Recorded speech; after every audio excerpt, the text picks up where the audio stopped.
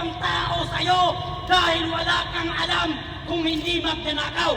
Ikaw ang presidente, pero ang suporta ng tao at simpatya nila nakasuporta sa mga Duterte. Basagin natin ang kanyang pagmumuka. Itapo natin dyan. Bongbong Marcos, tignan mo, pagkatapos ka namin babasagin, tatapakan ka namin at duduraan ka namin. Yan! Tuhan nyo! Tangin mo! Abak! Tabak! Tabak!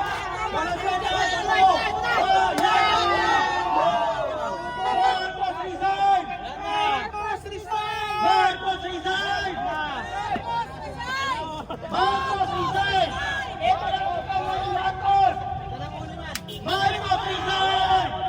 Tama mo! Sapagkat hindi mo nakakampananan yung trabahong gago ka!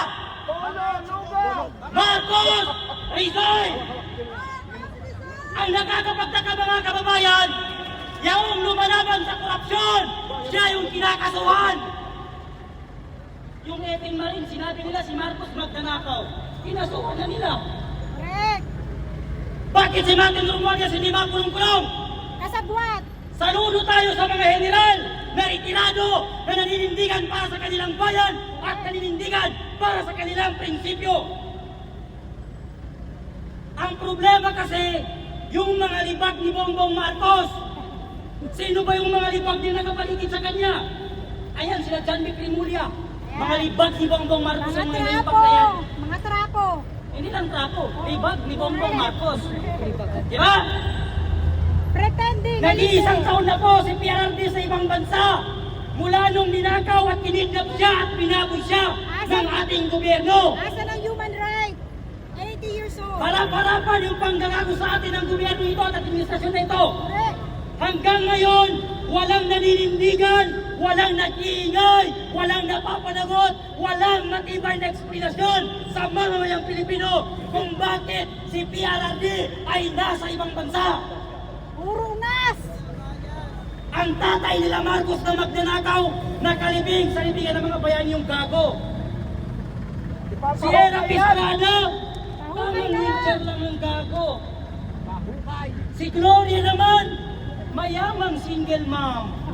Samantala si PRRD na nagserbisyo, nagmalasakit, ipinakulong ng administrasyong bangag na ito. Inutil kasi. Pero, bago ang lahat mga kababayan, tayo ay maninindigan tayo hanggang sa uling hininga natin na dapat mag-resign si Marcos dahil wala siyang ginawa kung hindi magnakaw sa kaba ng taong bayan. Mainit yung pagtanggap sa kanya sa New York. Sobrang init ng pagtanggap sa kanya. Dahil yung pati yung mga foreigner nagrarally, Marcos resign sa harap mismo ng kanyang tinutuluyang hotel. Papayag pa tayo na matapos ang taon na ito na hindi bababa si Marcos. Hindi sapat na bumaba lang si Bongbong Marcos. Dapat lumaya sila sa Pilipinas. Eto, may regalo tayo kay Bongbong Marcos, vacuum. Bongbong Marcos, eto ang iyong pagmumuka. Eto, walang respeto ang tao sa'yo dahil wala kang alam kung hindi magnanakaw. Ikaw ang presidente, pero ang suporta ng tao at simpatya nila nakasuporta sa mga Duterte.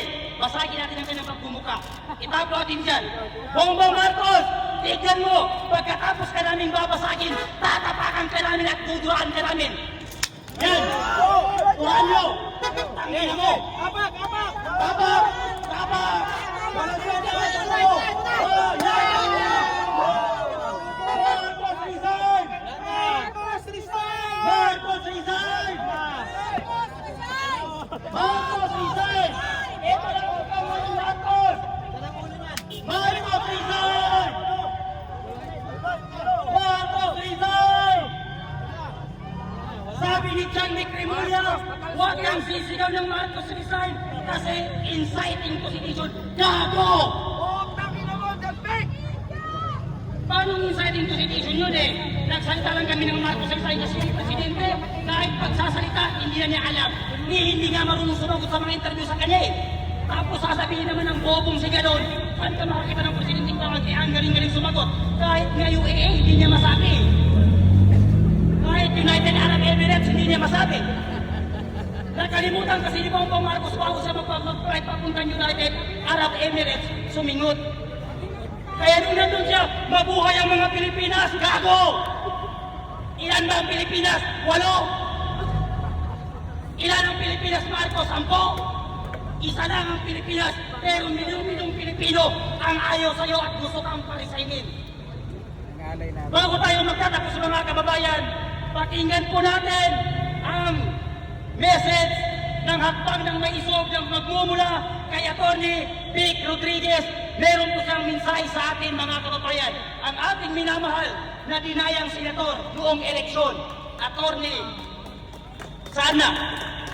Yan. Pakinggan po natin.